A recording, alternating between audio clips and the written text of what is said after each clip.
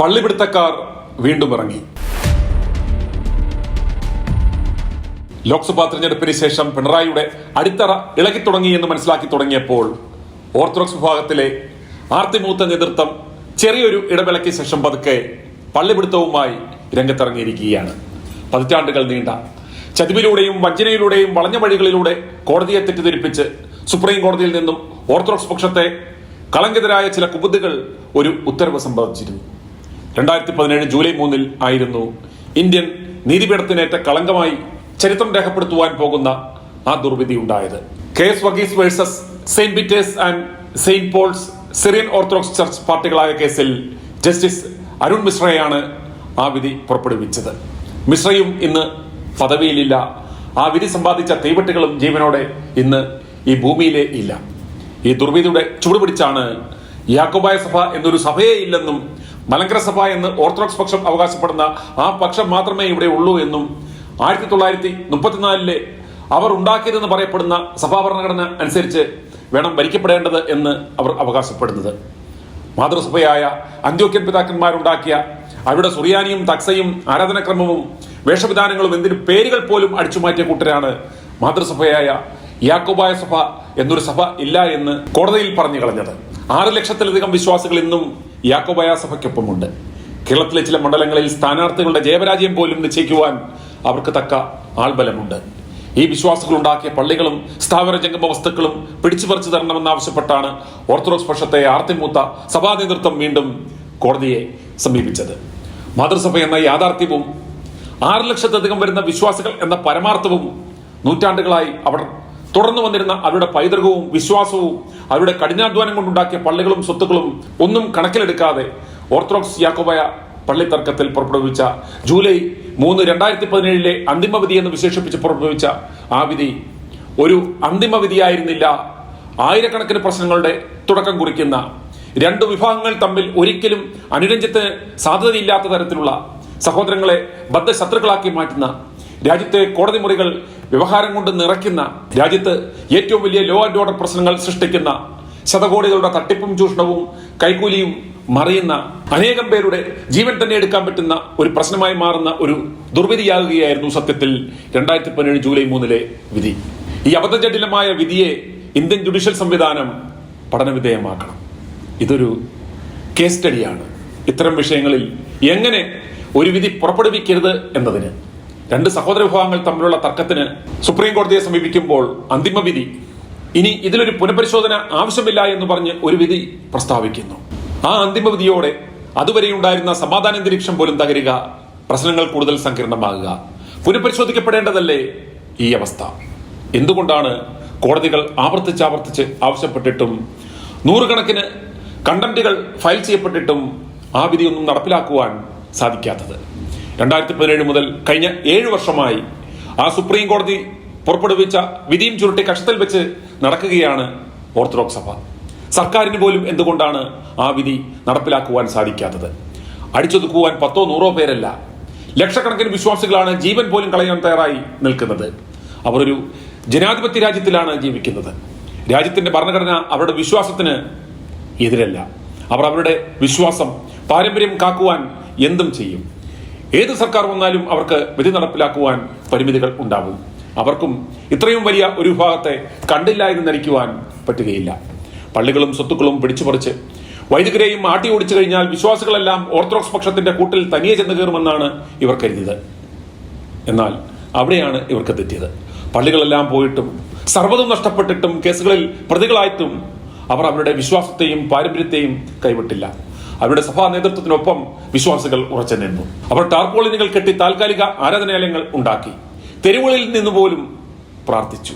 അവരുടെ വിശ്വാസത്തെ മുറുകെ പിടിച്ചു. യാക്കോബായ വിശ്വാസികളെ അവരുണ്ടാക്കിയ പള്ളികളിൽ നിന്ന് ഇറക്കിവിടുവാനാണ് ഇപ്പോൾ കോടതി ഉത്തരവിന്റെ മറവിൽ പോലീസിന്റെ ബലത്തിൽ ശ്രമിക്കുന്നത്.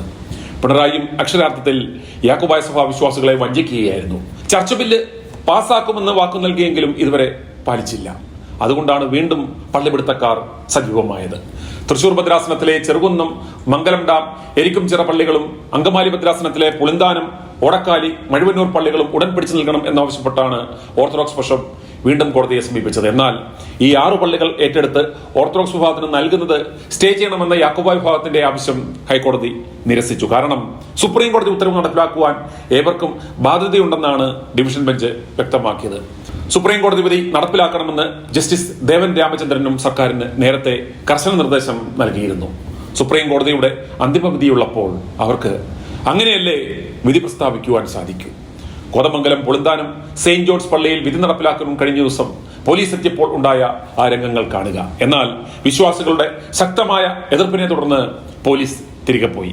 തങ്ങളുടെ പള്ളികൾ നഷ്ടപ്പെടുന്ന വിശ്വാസികൾ മറ്റൊരു മാർഗത്തിലേക്ക് പോയാൽ എന്താവും സ്ഥിതി? ഇതിന് സമാധാനപരമായ ഒരു ശാശ്വത പരിഹാരം ഉണ്ടാവണം. രണ്ടു കൂട്ടരുടെയും അവകാശങ്ങൾ സംരക്ഷിക്കപ്പെടണം.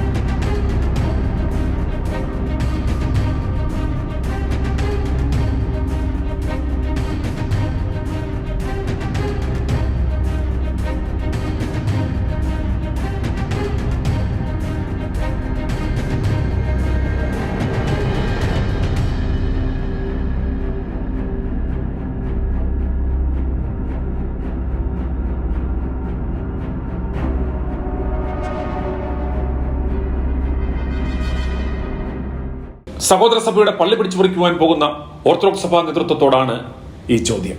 ഇപ്പോൾ കോട്ടയം ആസ്ഥാനമാക്കിയിരിക്കുന്ന നിങ്ങൾക്ക് സുറിയാനി ക്രമവും പാരമ്പര്യവും എവിടെ നിന്ന് കിട്ടി? സഭാ കേസിന് നേതൃത്വം കൊടുത്ത, വിധി ഈ രീതിയിൽ സമ്പാദിച്ച MG ജോർജ് മുത്തൂറ്റിനും സഭാ കേസ് ശാശ്വതമായി പരിഹരിക്കുവാൻ അവസരം ലഭിച്ച, അത് ചെയ്യാതിരുന്ന പൗലോസിദിയൻ കാതോലിക്ക ബാവയ്ക്കും എന്ത് സംഭവിച്ചു? ഭൂമിയിലെ കോടതിയെ കബളിപ്പിക്കുവാൻ സാധിച്ചാലും മുകളിലുള്ള ന്യായാധിപനെ കബളിപ്പിക്കുവാൻ നിങ്ങൾക്ക് സാധിക്കുമോ?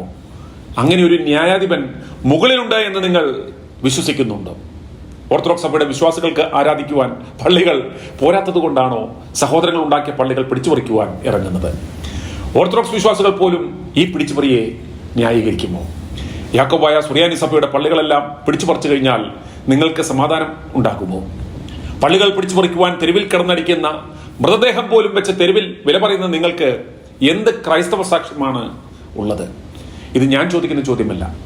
പള്ളികളെല്ലാം പിടിച്ചുപറിച്ചു കഴിഞ്ഞ് ഇതെല്ലാം വെറും നാടകമാണെന്ന് തിരിച്ചറിഞ്ഞ് അതിൽ വന്ന് പ്രാർത്ഥിക്കുവാൻ വിശ്വാസികളില്ലാതാകുമ്പോൾ, ആ പള്ളികൾ നിങ്ങൾക്ക് ബാധ്യതകളായി മാറി ഒടുവിൽ ആ പള്ളികൾ പബ്ബുകളും ബാറുകളുമായി പരിണമിക്കുമ്പോൾ അവിടെ ചെന്നിരുന്ന് നിങ്ങളുടെ കൊച്ചുമക്കൾ 2 ചെറുതടിച്ചുകൊണ്ട് ചോദിക്കുവാൻ സാധ്യതയുള്ള ചോദ്യമാണിത്.